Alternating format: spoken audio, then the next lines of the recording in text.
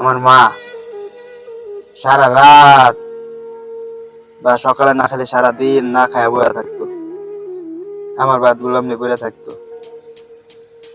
আমার মন মতো আমি করতাম। মা কি আজব জিনিস না ভাই, কোনো সময় মা সন্তানরা রেখে খায় না, আর আমরা ঠিকই খাইতাম, হোটেল থেকে খাইতাম, এনতে খাইতাম, এনতে খাইতাম, আর বাড়িতে ফুটাঙ্গি দিতাম। মারে তো একটা কাপড় কিনা দেই না, মারে একটা কিছু করে দেই না, মার হাতে কোনো টাকা পয়সা দিই না, আমি কোনো ইনকাম করি না, বাবার গাড়ি বইয়া খাইতেছি। এই দিক দিয়ে কি করতেছি, খাউন খারাপ হইলে আমি খাই না, মারে বকাবাজি করতেছি, খাউন পালাইতে করতেছি, কত ফাজলাম করছি, কত দুষ্টমি করছি। সে খাউনের মর্মটা এখন বুঝতেছি যে রিজিক তো অবশ্যই আছে, আল্লাহ তাআলা যেহেতু আমাদেরকে সৃষ্টি করেছেন, পাঠিয়েছেন, রিজিক দিয়ে পাঠিয়েছেন।